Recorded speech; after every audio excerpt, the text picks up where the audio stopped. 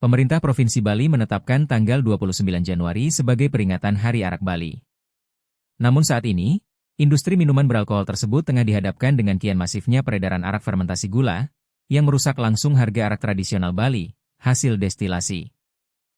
Bahkan karena tidak mampu bersaing di pasaran, para produsen arak tradisional yang dulunya memproduksi arak dengan cara destilasi nira kelapa, kini beralih ke produksi arak fermentasi dengan bahan baku gula dan ragi.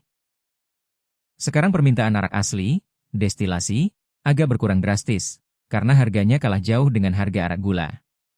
Paling arak asli hanya untuk pemesan tertentu saja, ujar seorang perajin arak di Sidemen, Karangasem, Gede Aryawan, Rabu, 28 Januari 2026.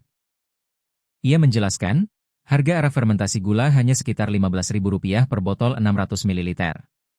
Sementara harga arak destilasi nira kelapa, dijual kisaran Rp25.000 sampai Rp30.000 di pasaran. Perbedaan harga yang cukup jauh, membuat permintaan pasar lebih banyak ke arak fermentasi gula. Kalau orderan pun, yang banyak malah arak gula karena harganya yang murah. Kalau arak asli, destilasi, paling untuk pelanggan tertentu yang memang fanatik atau penggemar arak, ungkapnya. Sehingga ia pun memutuskan untuk ikut membuat arak fermentasi gula, selain tetap memproduksi arak destilasi untuk pelanggan yang menurutnya jumlah kecil. Bahkan menurutnya, membuat arak dengan cara fermentasi gula justru lebih mudah dan minim resiko. Kalau buat arak fermentasi gula, kan bahannya tinggal gula pasir ditambah ragi dan air. Tidak perlu lagi memanjat pohon kelapa untuk menyadap nira kelapa. Jadi lebih minim resiko dan tenaga, jelasnya. Walau diakuinya, kalau dari segi rasa memang lebih nikmat arak destilasi nira kelapa. Namun persaingan harga di pasaran, membuat arak fermentasi gula saat ini posisinya menguntungkan secara ekonomi. Kalau pecinta arak, tentu arak asli, destilasi, lebih enak. Tapi kan tidak banyak pembeli yang fanatik arak asli. Kalau arak gula itu biasanya ada aroma raginya dan baunya agak tajam. Tapi kalau orang awam, pasti susah bedakan. Apalagi minuman arak yang dipakai berbagai rasa itu, koktail, kebanyakan arak gula, ungkapnya. Perajin arak lainnya, Nengah Sutapa mengatakan hal serupa. Maraknya arak fermentasi gula, membuat harga arak asli, destilasi, kalah bersaing dari segi harga. Sehingga ia memilih menjual tuak, yang juga didapat dari hasil memproses nira kelapa. Kalau arak, destilasi, sekarang lesu. Jadi saya sekarang jualnya tuak. Permintaan tuak juga lumayan bagus saat ini. Setiap hari saya tetap menyadap kelapa, tapi tidak diproses jadi arak, saya jadikan tuak, ungkap dia. Sementara perajin arak lainnya di Desa Gegelang, Karangasem, Gede Kerta mengaku tetap bertahan membuat arak destilasi di tengah gempuran arak hasil fermentasi gula.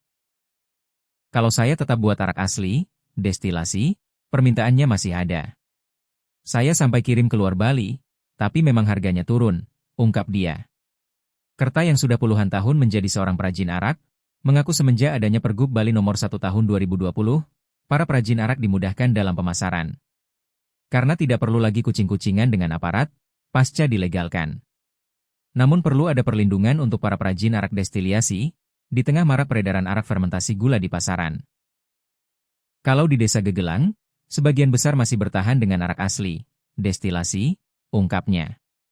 Kepala Dinas Koperasi, Usaha Kecil dan Menengah, Perindustrian dan Perdagangan Karangasem, IGD Lokasantika mengatakan, dari hasil pendataan tercatat masih ada 1.867 lokasi perajin arak atau pengolah arak di Karangasem.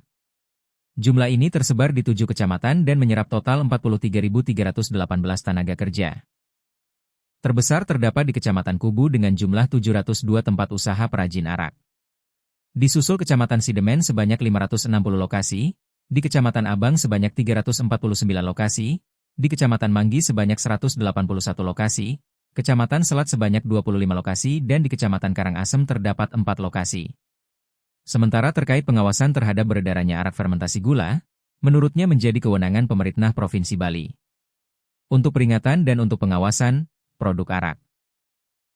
Menjadi kewenangan Pemprov Bali, ungkap IGD Lokasantika, Rabu, 28 Januari 2026. Download Tribun X sekarang, menghadirkan lokal menjadi Indonesia.